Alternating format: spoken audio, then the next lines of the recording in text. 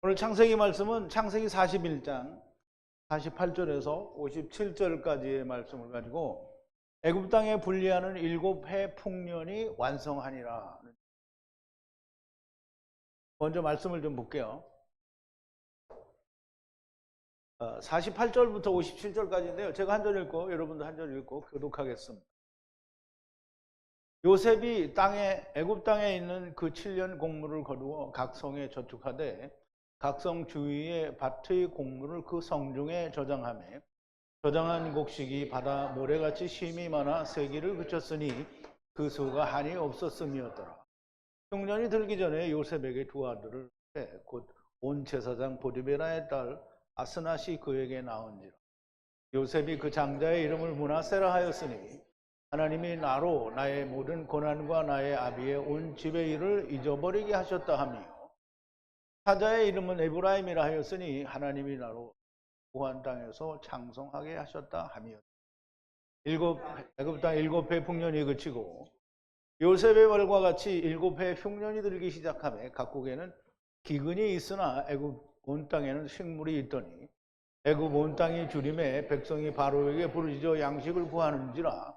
바로가 애굽 모든 백성에게 이르되 요셉에게 가서 그가 너희에게 이르는 대로 하라 하니라. 온 지면에 기근이 있음에 요셉이 모든 창고를 열고 애굽 백성에게 팔세 애굽 땅에 기근이 심하며 각국 백성도 양식을 사려고 애굽으로 들어와 요셉에게 이르렀으니 기근이 온 세상에 심하였음이었더라. 아멘. 우리 잠깐 기도하겠습니다.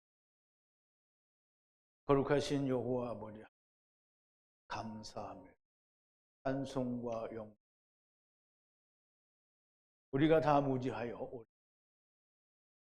하나님을 알지 못하로 하나님을 아는 줄 알지 못을 하며 살았고,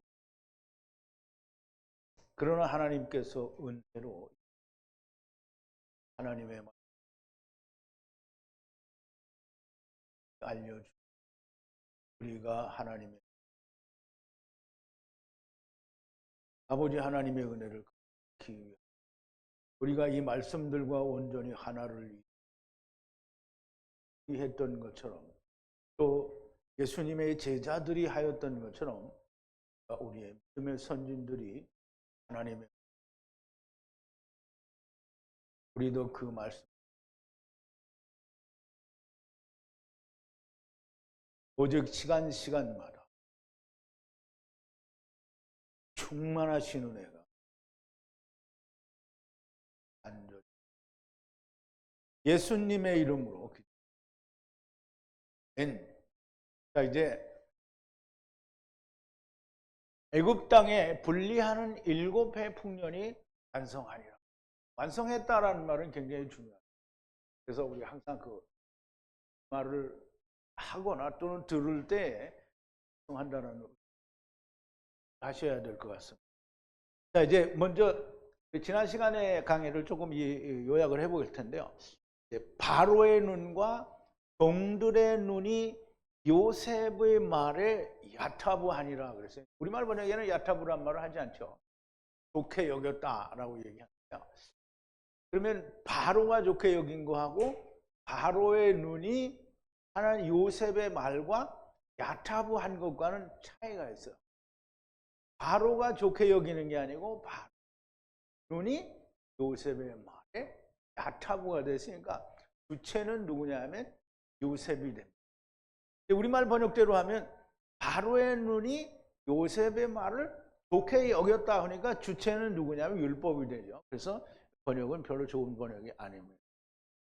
율법이 복음과 야타부가 되지 않으면 안 되는 거고요. 바로의 눈과 그 종들의 눈은 요셉의 말과 당연히 야타부가 되어야만 합니다.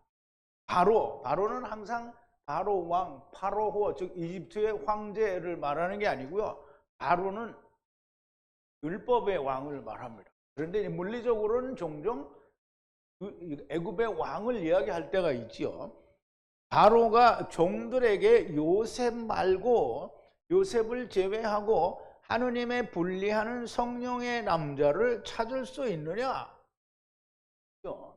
종들에게 그렇게 물어보고 바로가 요셉에게 가로되 하느님이 나중의 이 모든 에브타크와 에트를 알리시니, 처음과 나중에 끝과 시작, 그걸 다 알려주시니 지혜와 분별을 비교할 자가 없다. 하느님과 비교할 자는, 그러니까 우리가 요셉을 그냥 야곱의 아들 요셉이라 이렇게 이해를 하면 안 되고, 요셉은 하나님을 대표하는 자, 다시 말하면 하나님의 일을 하는 자예요. 그러니까 하나님의 입장에서 보는 것을 또 말씀하는 것을 우리가 이해를 해야 됩니다. 당연히 하나님이 함께하는 요셉을 비교할 자는 존재할래야 존재할 수가 없는 겁니다. 그러므로 율법이 이야기합니다. 바로는 너는 집 위에 내 입의 말 위에 하야하라. 그러면 바로의 집은 뭐냐면 성전이에요. 율법의 성전을 말합니다. 그럼 바로의 집 위에, 너의 말 위에 애국을, 말하자면 치리하라, 다스리라, 뭐 이런 말이 됩니다. 모든 백성이 복종하리라. 율법 아래에 있는 모든 백성이 복종을 해야만 되는데요, 사실 물리적으로는 복종하지 않아요. 물론 여기에서는 다 그림 복종이 됩니다. 근데 실제적으로 이스라엘은 다 절망당하게 되죠. 다 제일 강해가 안에서 다 나옵니다. 자, 이제 바로가 요셉을 향해 가로되 모든 애굽 땅 위에 에타크를 주어 보게 하니라. 그래서 에타크는 아버지께서 400세겔을 내고 사로잡아가는 말씀을 에타크라고 얘기한다라고 했죠. 제가 여기다 원어를 아직 알파벳을 안 썼는데요. 에타크는 알레프, 아부, 하프예요. 사로잡아가는 거예요. 그래서 그것을 이제 주어 보게 하니라 그랬어요. 그러면 사로잡아가는 말씀을 주어서 보게 했다라는 말은, 본다라는 말은 그냥 눈으로 보기도 하지만 다 살펴본다라는 그런 뜻에서 다스리게 하였다라는 말씀이 되고요. 바로가 자기의 반지, 증거궤를 들어 올리는 반지라고 했죠. 요셉의 손 위에 주고 세마포 베개들을 입히고 목 위에 금 목걸이를 주었다라고 했어요. 그래서 분리하는 라브 미시네라고 했죠. 미시네는 율법과 복음 가운데 복음의 상태를 말한다고 했어요. 그래서 라브는 아버지와 아들과 내가 하나 된 말씀의 육체, 사람을 말하는 거고요. 그러므로 이 요셉을 말하는 것으로 이해를 하면 됩니다. 미시네, 복음의 병거를 타고 곧 율법을 이룬 병거를 태우고 애굽 땅의 모든 위에 에트바 앞에 무릎을 꿇으라고 선언하니라. 그래서 에트바는 구원받아야 될 모든 백성들을 말하는 거죠. 에트바 앞에 이게 무릎, 좀 우리말로 이렇게 되시니까 좀 모든 위에 에트바 앞에 무릎을 꿇으라고 선포하였다. 그럼 이제 요셉 앞에 모든 자가 무릎을 꿇으라고 그렇게 선포를 했다는 말이죠. 바로가 요셉을 향하여 가로되 나 바로를 제외하고 애굽의 모든 땅 위에 에트손은 바로의 손이잖아요. 율법의 손을 말합니다. 손으로 발 지체들을 들어올릴 남자가 없다. 그러면 이제 우리가 이제 우리말 번역으로 하면 모든 사람들이 이 바로를 제외하고는 바로의 손으로 발을 그러니까 바로의 손으로 바로가 손을 꼬집어서 누구의 발을 이렇게 들어올래?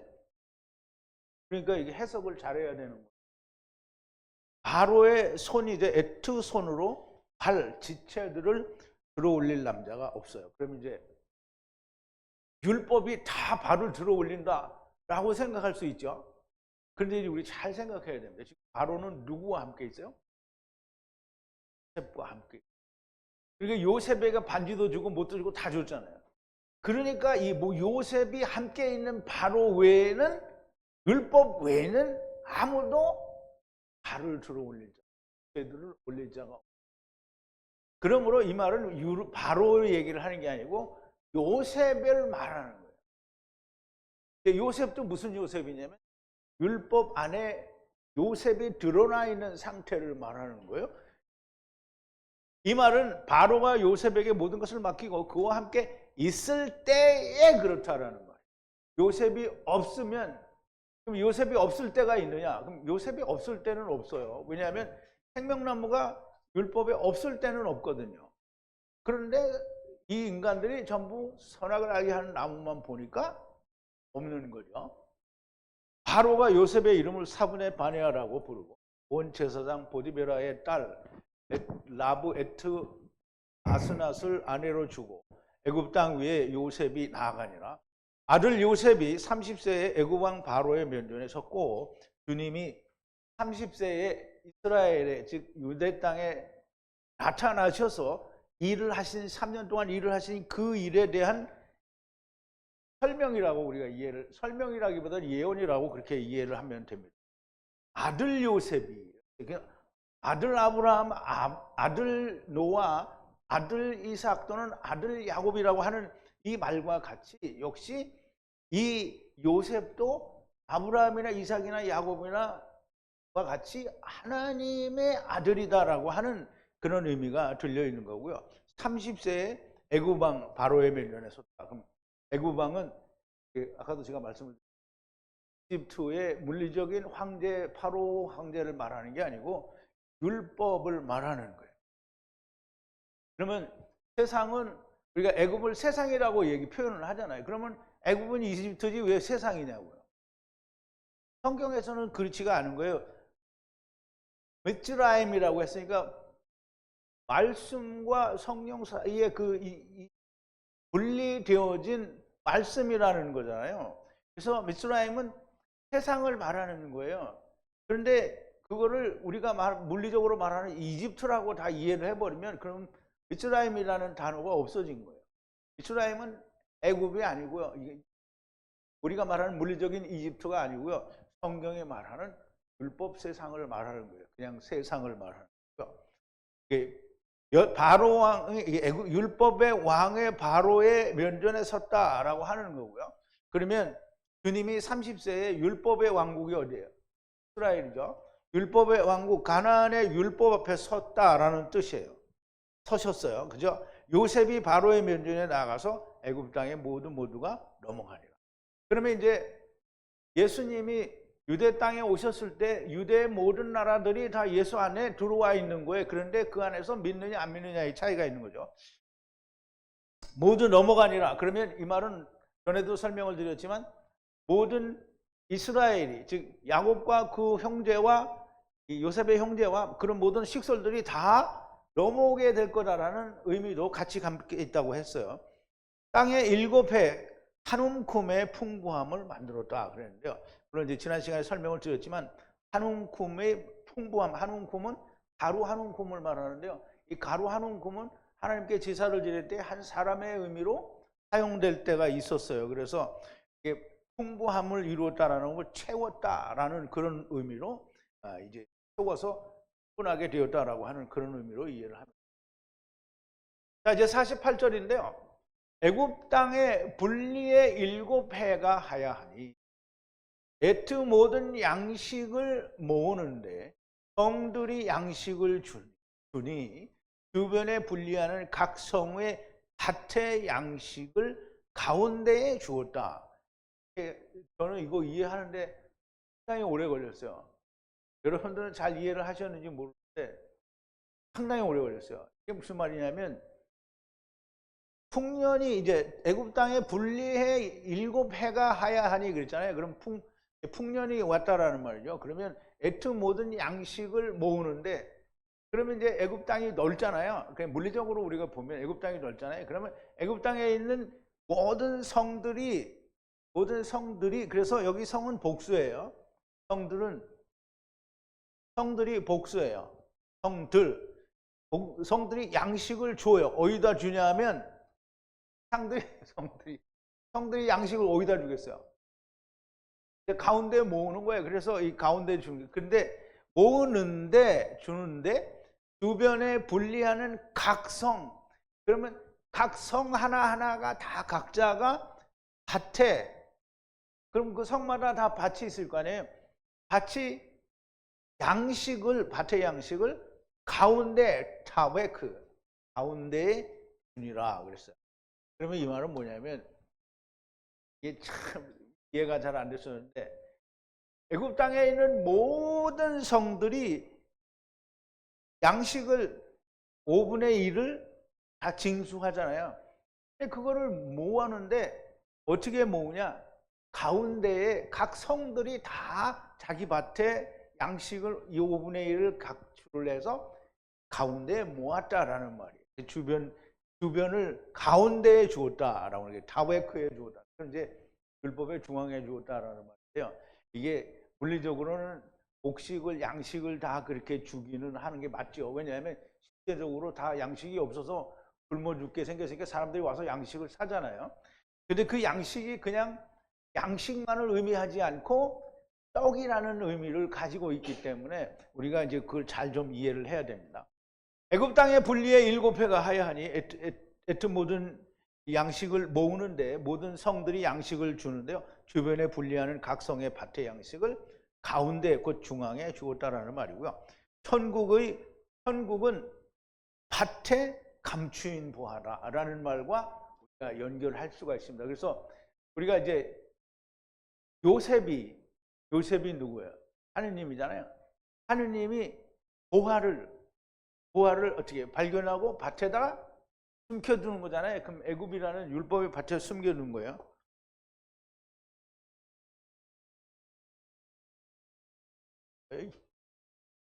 자, 천국은 마치 밭에 감추인 보화와 같으니 사람의 일을 발견한 후 숨겨두고 기뻐하여 돌아가서 자기의 소유를 다 팔아 샀다라고 했죠. 그래서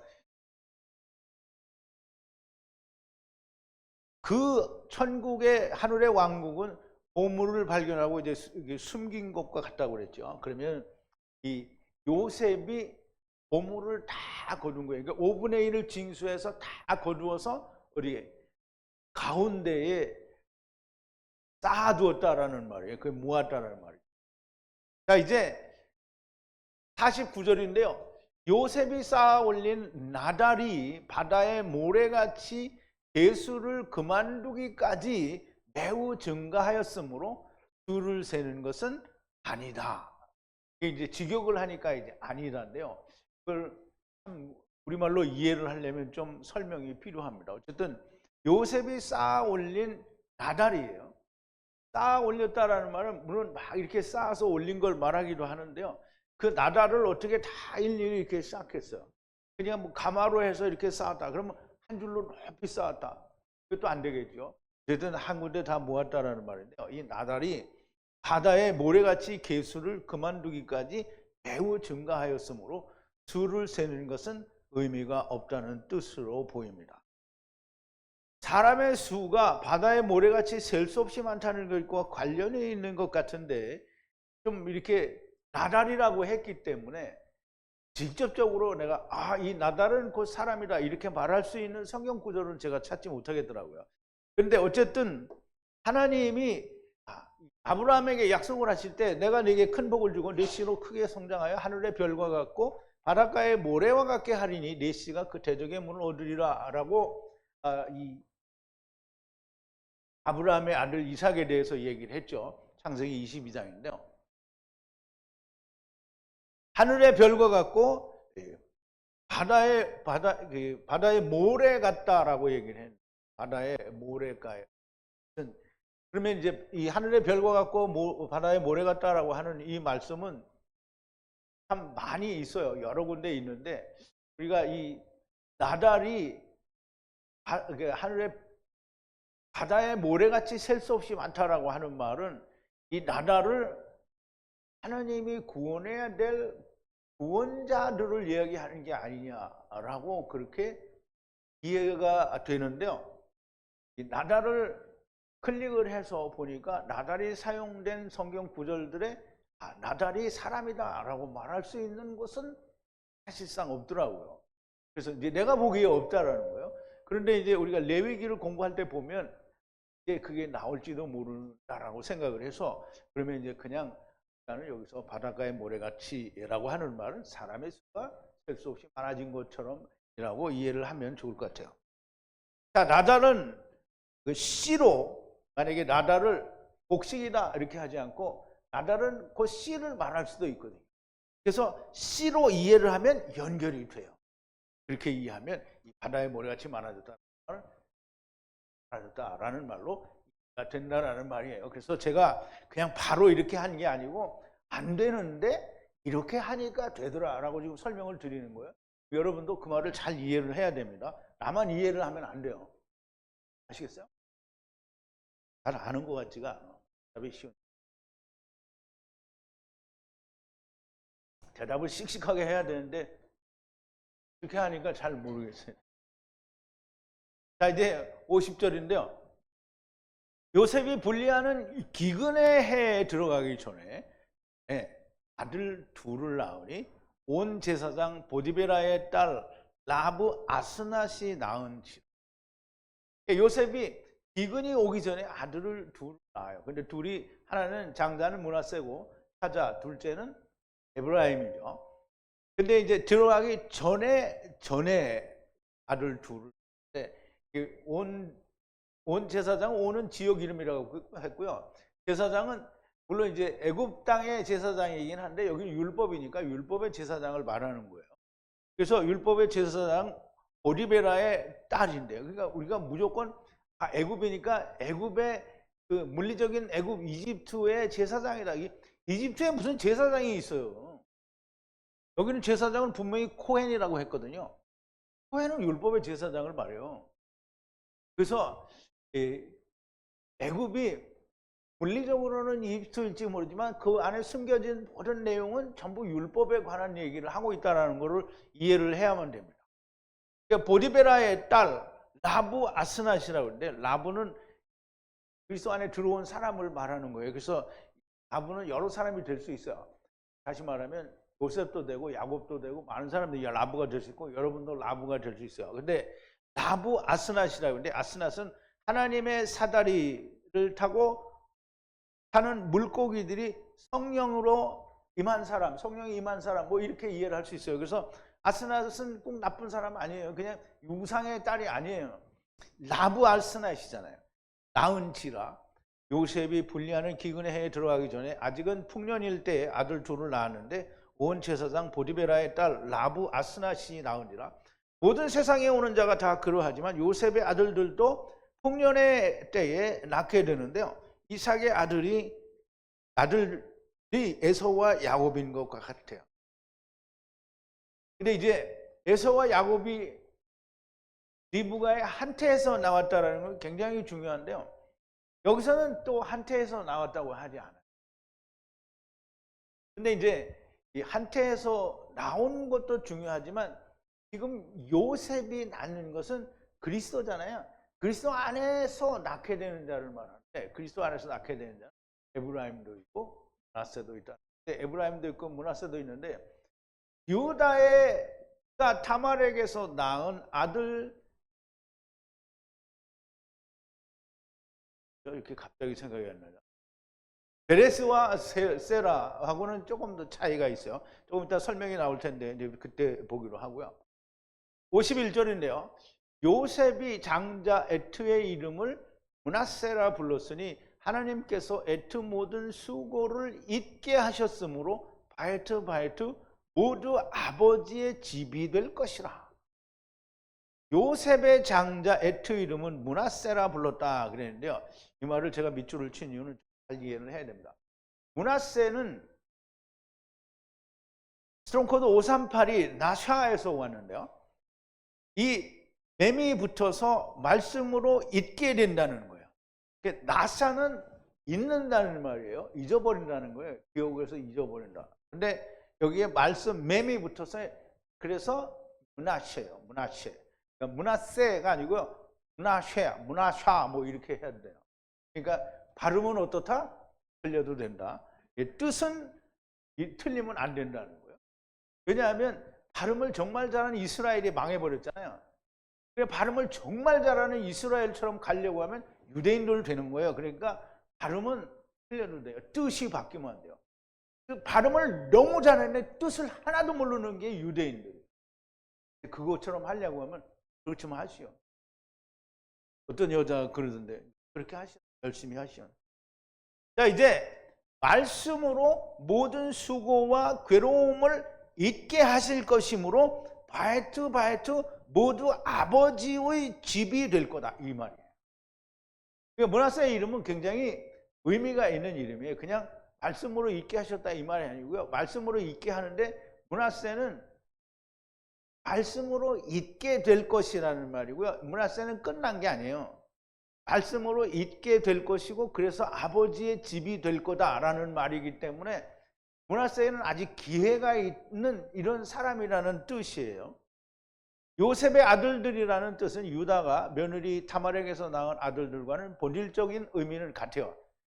말하자면 그 하탄과 아도르는 본질적인 의미는 같다고 할 수 있으나 조금은 다른 부분이 있어요. 그렇게 설명이 되려면 유다가 다말에게서 낳은 아들들은 천년왕국과 남은 자들을 말하나 요셉의 아들들은 예수 그리스도 이후에 천년왕국까지의 낳은 자들을 말한다고 볼 수 있어요. 아직 천년왕국에 들어가기 전의 사람들이에요. 그러면 예수 그리스도 요셉이 왔잖아요. 그럼 요셉이 낳은 건데 요셉이 낳은 자는 이제 우리가 여러분들은 다 요셉이 낳은 자예요.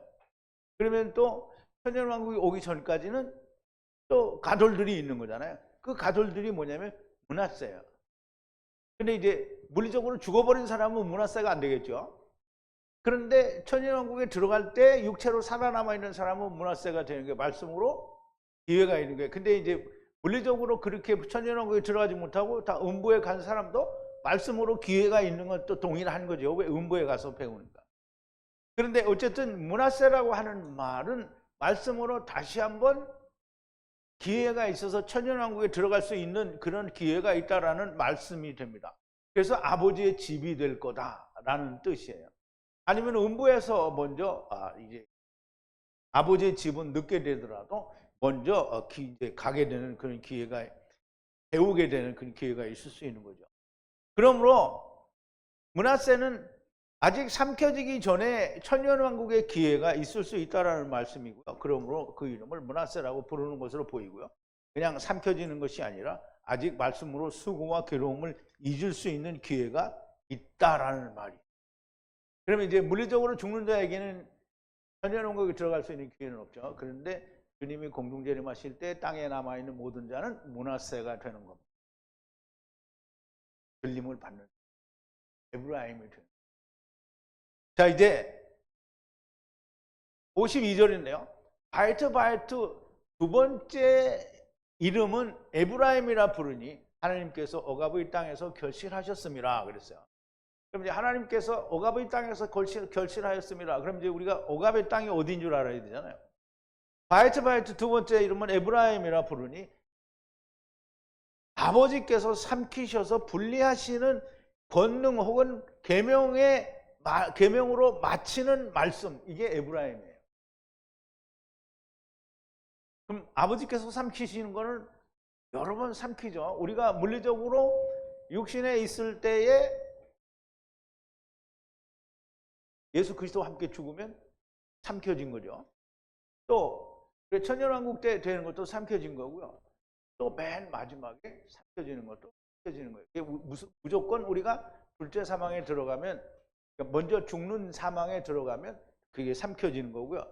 그 이외에 맨 마지막에도 역시 삼켜지는 거예요. 그래서 아버지께서 삼키셔서 분리하신 이 일을 육신에 있을 때 일어나면 좋은 거고요. 또 그걸 이게 요들을 권능이라고 우리가 이제 풀 수도 있고 혹은 이루어진 계명이라고 풀 수도 있어요. 그래서 말씀인데요. 이 말씀은 40이니까 마치는 말씀. 그래서 에브라임은 하나님의 말씀으로 구원받은 자들을 말하는 거고요. 하나님께서 억압의 땅에서 결실하셨습니다 하는 말인데 억압의 땅은 어디인가? 억압의 땅이 어디예요? 세상이죠. 자, 출애굽기 2장 24절인데요. 하나님이 그 고통소리를 들으시고 아브라함과 이삭과 야곱에게 세운 그 언약을 기억하사, 그럼 그 언약을 기억하사 뭐 어떻게 했어요? 어떻게 했냐고요? 고통을 들으시고 모세를 보냈잖아요. 모세를 보냈어요. 모세를 보내서 어떻게 했어요? 애굽 땅에서 건져냈어요. 그러면 억압의 땅은 어디냐면 애굽인데요. 애굽은 어디냐면 물리적으로는 애굽 땅이죠. 그런데 불법을 지키는 자의 땅이에요. 그럼 억압의 땅은 어디인가? 애굽 땅이고요. 대상이고 그게 소하르 집. 그리고 미슈마르라고 하는 거고, 마콤이라고 하는 거고, 세상이 오기고 갇혀진대요. 그게 오가베 땅이에요. 여기서 결실하였다라는 거예요. 그럼 오가베 땅에서 율법에 매여 있는 땅에서 결실하였다는 거예요. 그럼 율법에서 결실이 되려면 어떻게 되는 거죠? 율법을 채우는 거예요. 채우면 어떻게 하는 거죠? 죽는 거죠. 죽으면 어떻게 해요? 주님이 오시니까 새 생명이 되는 거죠. 그럼 오가베 땅은에서 결실하였다는 거예요. 열매를 맺는. 그럼 잠자는 자들의 첫 열매가 대신 그 첫 열매 안에 우리가 들어갔다라는 말이에요. 누가? 에브라임이.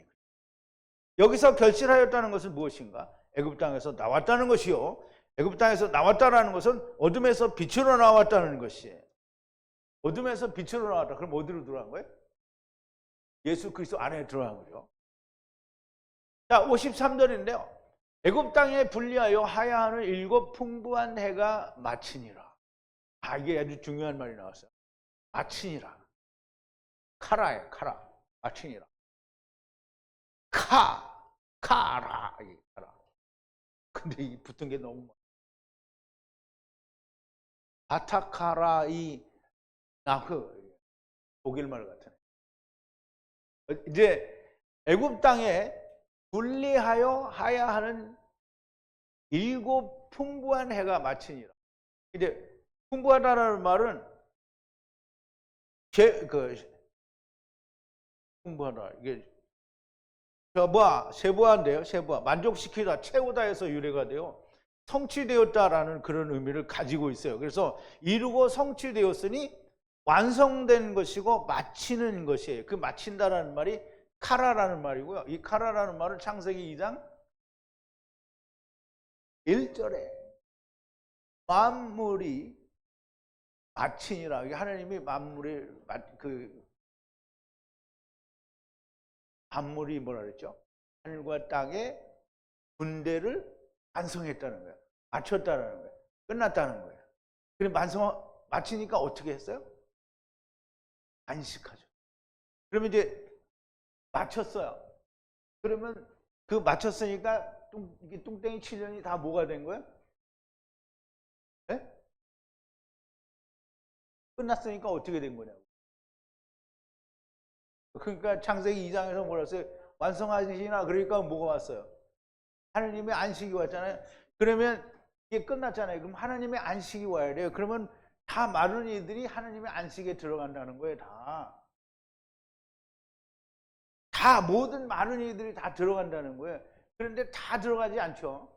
다 들어가려면 언제까지 걸려요? 대때에 걸쳐서 있는 거죠.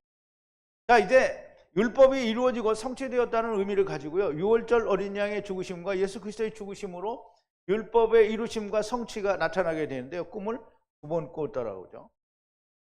누가 꿈을 2번 꿨을까요? 바로의 꿈. 바로께서 꿈을 2번 겹쳐 꾸신 것은 하나님의 이 일을 정하셨음이라 속히 행하실 것이라 그랬어요. 그러면 이제 그 바로께서 꿈을 꾼 거는 바로를 향하여 꿈을 이게 파음인데요. 여기 파음은 단수가 아니고 복수예요. twice, 2번이에요. 2번 침을 2번 보여주셨다라는 거예요. 그러면 하나님의 이 일을 속히 이루실 거다라는 말인데요. 파음은 2번 파음은 하나는 6월절 어린 양이고 하나는 예수 그리스도의 죽으심을 말하죠. 그냥 아무나 파음이 아니에요. 물론 이제 야곱이 환도뼈 맞은 것도 파음이기는 한데 여기서 말하는 파음은 이제 예수 그리스도와 6월절 어린 양 이 2번 파음을 말하는 거고요. 그것이 2번 나타났다. 왜 또 2번 나타났다라는 말이고요. 54절인데요. 요셉의 말대로 분리하와 분리의 기근이 7해에 들어가니 모든 땅에 기근이 하야하기 시작하였으나 애굽의 모든 땅에 떡이 하야하였다. 굉장히 중요하죠. 그래서 아까 조금 전에 얘기할 때 뭐 얘기했죠?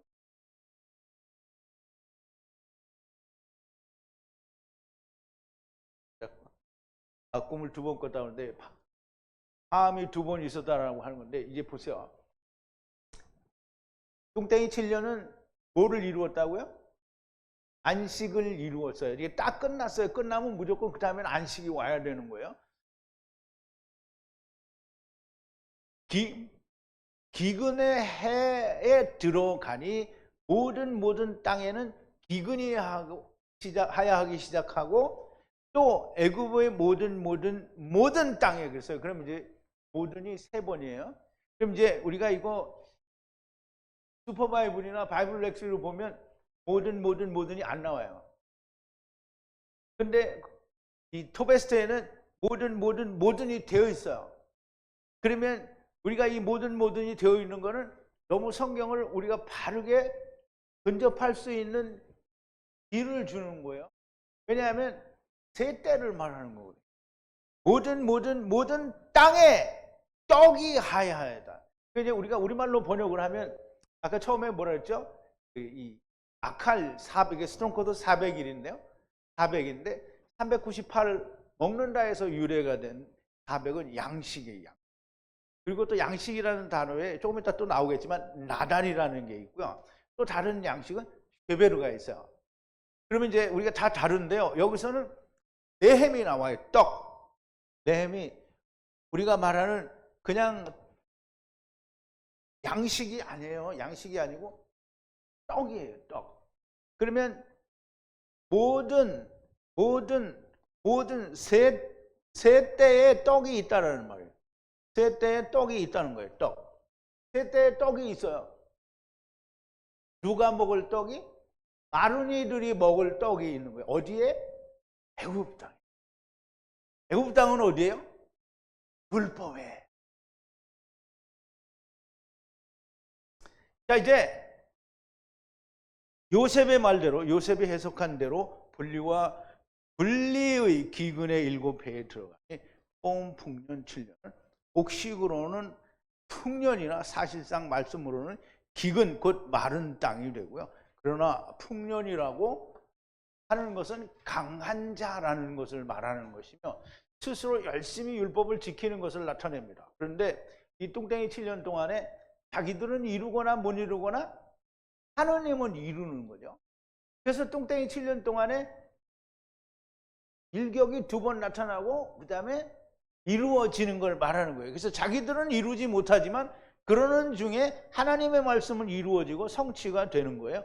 기근을 육체의 기근, 곧 양식이 없음을 말씀하시지만 하나님의 말씀이 없음을 육체의 양식이 없음으로 말씀하시는 거예요. 그래서 모든 땅에 기근이 하야하기 시작하였으나, 그런데 우리말로 시작하였으나 이렇게 하면 이게 무슨 뜻인지 모르잖아요. 그런데 여러분들 창세기 4장에서 배울 때 비로소 여호와의 이름을 부르기 시작하였다라고 하는 그 시작이 여기 똑같은 거예요. 할랄이야. 아이고. 이놈이 확 지나가 버리네. 할랄이야, 할랄. 할랄은 뭐예요? 시작한다라는 뜻이 맞기는 맞아요. 그런데 더럽게 부르기 시작을 했다는 거예요. 그래서 할랄은 성경에서 더럽다라는 뜻으로 참 많이 쓰였어요. 자, 이제 한번 우리가 보죠. 창세기 4장 26절인데요. 셋도 아들을 낳고 그 이름을 에노스라 하였으며 그때의 사람들이 비로소 여호와의 이름을 부르기 시작했더라라고 하는데요. 그 불렀더라를 뭐라고 했냐면 할랄이라고 했단 말이에요. 2490이죠. 할랄이라고 했는데 분명히 우리말 번역에도 사전에는 더럽히다, 시작하다라는 뜻이 있어요. 그러면 더럽게 부르기 시작했다라는 말인데 우리가 어떻게 그렇게 알 수 있느냐? 셋도 아들을 낳고 그 이름을 에노스라 했으면 그때의 셋이 그렇게 한 게 아니고 그때의 사람들이 비로소 여호와의 이름을 불렀더라. 그러면 이제 여호와의 이름을 불렀다라는 말은 여호와는 사람들이 보는 여호와잖아요. 사람들이 보는 여호와. 그러니까 사람들이 보는 여호와는 자기들이 원하는 하나님을 말하는 거예요. 그래서 더럽게 부르기 시작했다. 그러면 여호와 하나님이 모세에게 나타난 게 출애굽기인데 아니 창세기 4장에서 처음으로 여호와 이름을 부르기 시작하는데 여호와에 대해서 알기를 뭘 개뿔을 아무것도 모르잖아요. 그런데 불렀다는 거예요. 그럼 하나님을 불렀다라는 거예요. 자기들이 원하는 하나님을 그러니까 더럽게 부르기 시작했다는 거고요.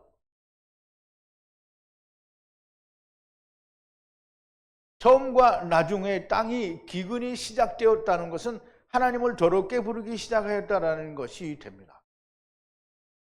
그러면 이제 하나님의 안식은 이루어졌는데 사람들은 뭐예요? 하나님의 안식은 물리적인 시간으로 이렇게 이해를 하면 안 됩니다. 하나님의 구원의 은혜는 벌써 창세전부터 이루어진 거죠.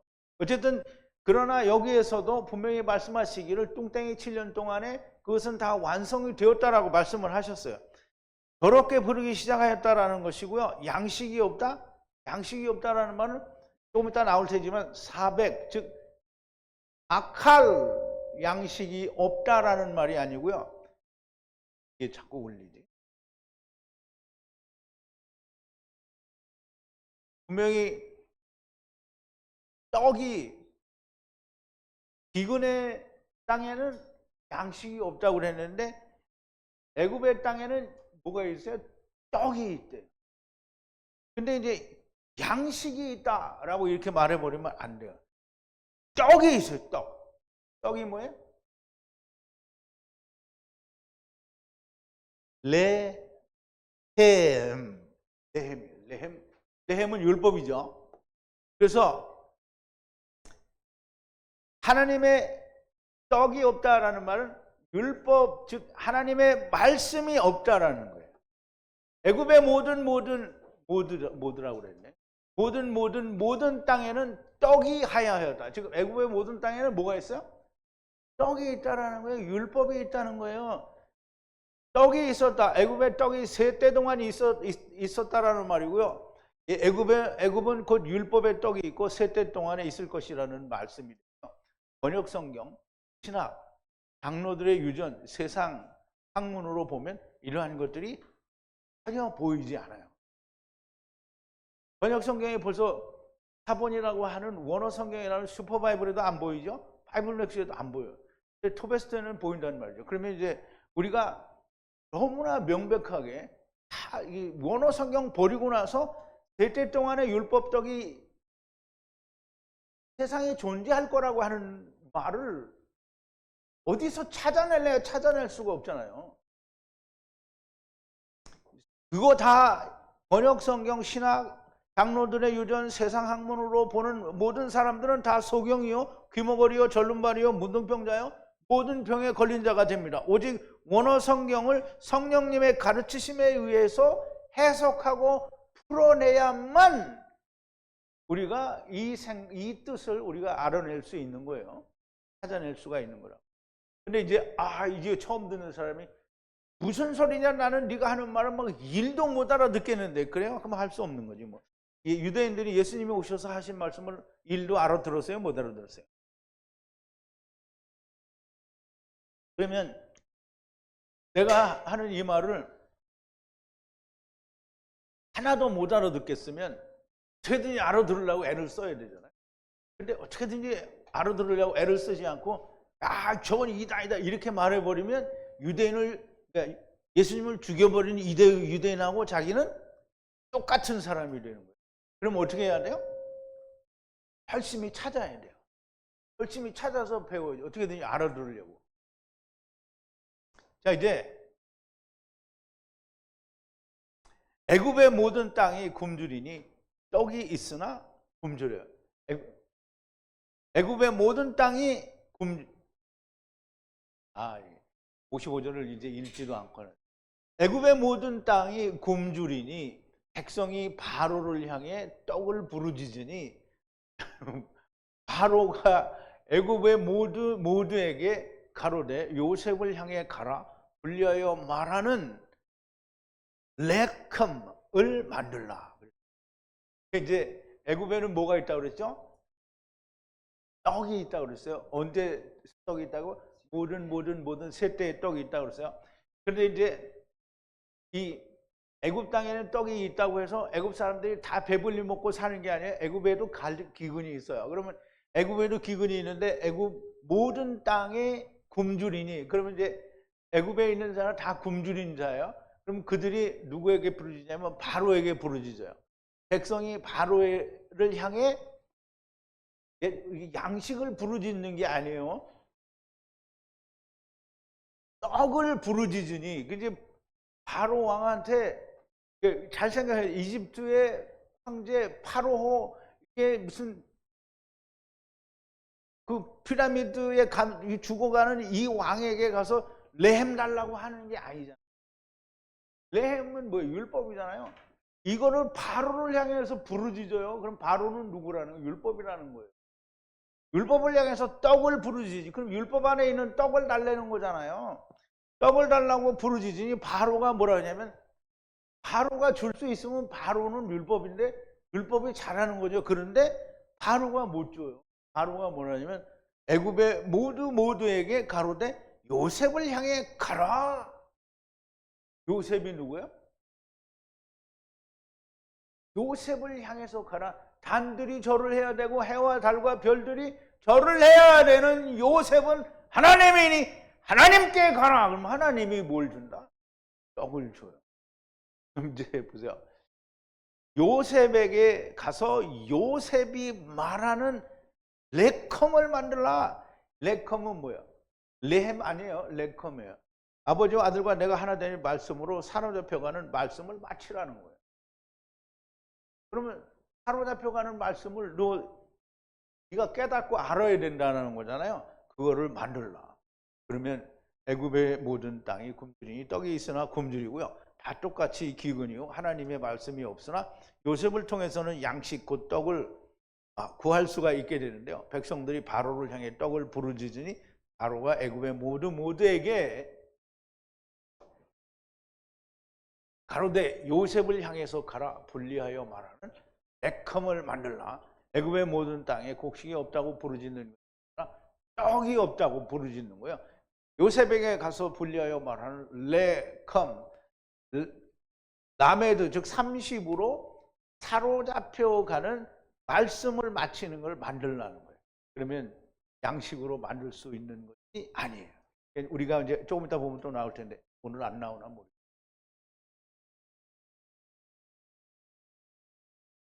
양식은 스트롱 코드가 400이고요. 똑같이 아칼이에요. 아칼. 하지도 않은데 아칼이라는 말이에요. 똑같이 398하고 같이 써요. 그래서 이게 양식인데요. 양식으로 만들 수 있는 우리가 육신으로 먹는 이 양식으로 만들 수 있는 게 아니에요. 떡으로만 오직 율법 떡으로만 만들 수 있는 거고요. 요셉에게 가면 저장해 놓은 양식 즉 보물에서 양식을 꺼내주는데 선한 것을 꺼내서 이게 요셉이 꺼내주는데 악한 것을 꺼내주겠어요? 그럼 요셉에게 가서 레컴을 만드는 사람은 다 선한 것을 꺼내준단 말이에요. 양식을 줄 것이라 레컴을 만들라고 할 때 땅의 이야기와 하늘의 이야기가 혼합되어 지금 말씀을 하시고 있기 때문에 당연히 우리가 땅의 일도 물리적인 땅의 일도 배제를 할 수는 없지만 그 안에는 하나님이 우리에게 말씀하시고자 하는 숨겨진 하나님의 뜻이 있다라고 하는 것을 우리가 반드시 알아야 되고 그것을 보라는 겁니다. 자, 56절인데요. 땅의 모든 얼굴 위에 기근이 하야하니 요셉이 애트 모든 분리의 베햄을 열고 애굽 사람에게 파는데 애굽 땅의 기근이 심하고 그랬어요. 땅의 모든 얼굴 위에 기근이 하야하니 요셉이 애트 모든 분리의 베햄 집들의 은혜를 받아야 하는 말씀을 열고예요. 이제 보고가 뭐냐면 집들이 은혜를 받아야 할 말씀이 그 안에 있는 보화에 보고 암타하트라는 말이에요. 그게 어디예요? 각 성들이 다 모아서 가운데에 모아둔 거기가 그거예요. 거기에서 뭐예요? 열고 애굽 사람에게 파는데 애굽 땅의 기근이 심하고 지금 애굽 땅에만 기근이 심한 게 아니라 물리적인 애굽 땅에만 심한 게 아니라 땅 전체가 기근이 심하다라는 거죠. 역시 다시 땅의 이야기로 말씀을 하시는 것을 보게 되는데요. 이제 가나안 땅에도 기근이 있으므로 요셉의 형제들이 양식을 사러 오게 될 거지요. 자, 이제 57절인데요. 모든 땅이 요셉을 향하여 부서지고 부서지는 애굽으로 들어가니 이제 여러분 이 말을 좀 잘 이해해야 됩니다. 그래서 여기 아직도 그게 안 나오네. 아직도 양식이 안 나오고, 양식이 오늘 안 나오면 내일은 나오고. 모든 땅이 요셉을 향하여 부서지고 부서지는 애굽으로. 그래서 이게 우리말 번역에도 부서지고 부서지는 번역이 되어 있어요. 그러면 이 부서지는 이 뜻이 무슨 뜻이냐면 라 샤베르예요. 샤베르. 라 샤베르. 그러면 샤베르가 뭐냐면 양식이에요. 그러면 그 양식은 무슨 양식이냐면 부서지는 양식이에요. 부서지는 양식. 근데 이제 여기는 부서지고 부서지는 애굽이잖아요. 애굽은 이 베츠라임이잖아요. 그러면 말씀과 말씀 사이에 성령으로 분리되어져 계명을 가지고 온 자들이 그게 세상이에요. 근데 그걸 이제 이집트라고 말을 하는 거죠. 자, 이제 부서지고 부서지는 애굽. 그럼 부서지고 부서지는 율법으로 들어가니 모든 땅의 기근이 심함이라. 모든 땅이 요셉을 향하여 부서지고 부서지는 애굽으로. 부서지고 부서지는 애굽이라. 이게 잘 이해를 해야 됩니다. 하나님이 이 말씀 속에 모든 걸 담아두었어요. 이게 율법은 우리가 들어가서 부서지고 부서져야 되는 거지, 율법으로 자꾸 자기를 세우는 거는 유대인들 되는 겁니다. 근데 율법으로는 자꾸 부서져야 돼. 부서지고 부서져야 되는 거예요. 모든 땅의 기근이 심함이라. 모든 땅이 요셉을 향하여 부서지고 부서지고 망하고 망하는 애굽으로가 아니고 부서지고 부서지는 율법으로 들어가는 것이고요. 모든 땅의 기근이 심함이라. 양식이 없는 기근인데 왜 부서지고 부서지는 애굽으로 들어가는가?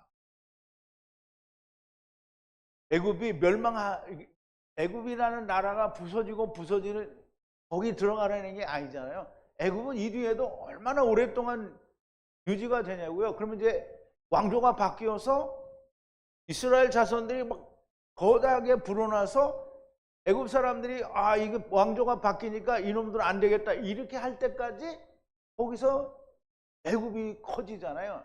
그러면 여기서 부서지고 부서지는 애굽은 뭐예요? 절대로 애굽 나라가 아니에요.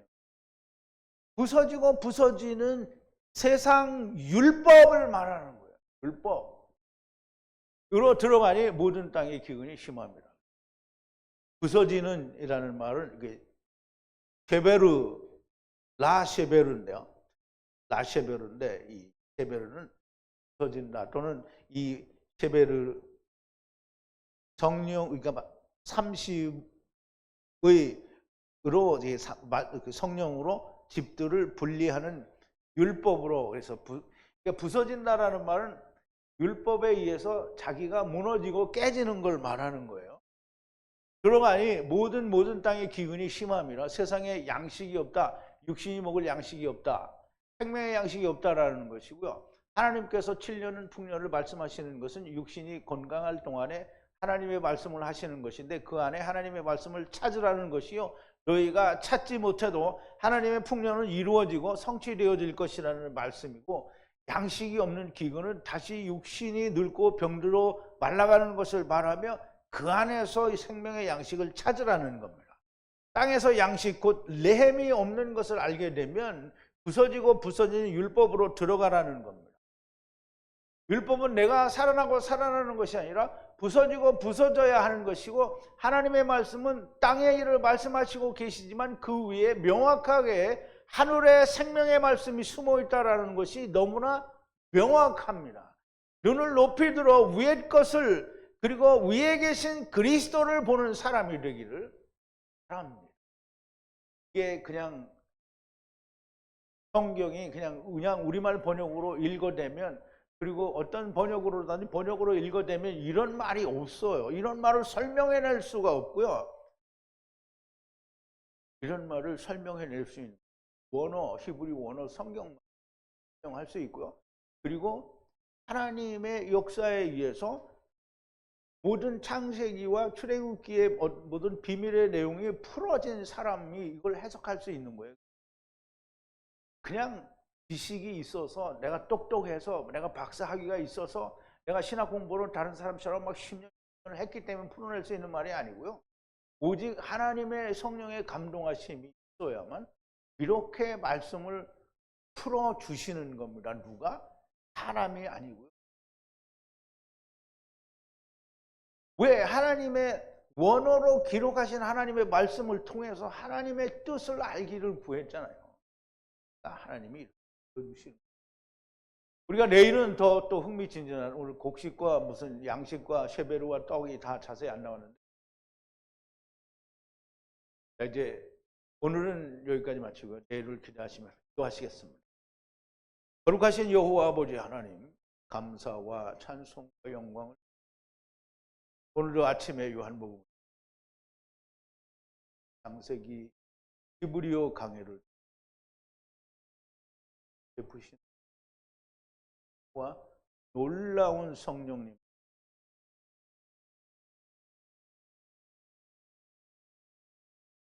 참으로 시간마다 놀라움과 오묘하신 우리 하나님, 우리에게 이 말씀이 하나님이 내게 함께하심을, 하나님과 자가 될 수 있는 하나님이요, 모세가 하나님의 산에서 불타는 하나님 제거하고 싶고, 우리가 그렇게 다 하나님을 오직 하나님 앞에 나를 버리고 온전히 땅에 꼬꾸라지는 자들이 예수님의 이름으로 기도하옵니다. 아멘.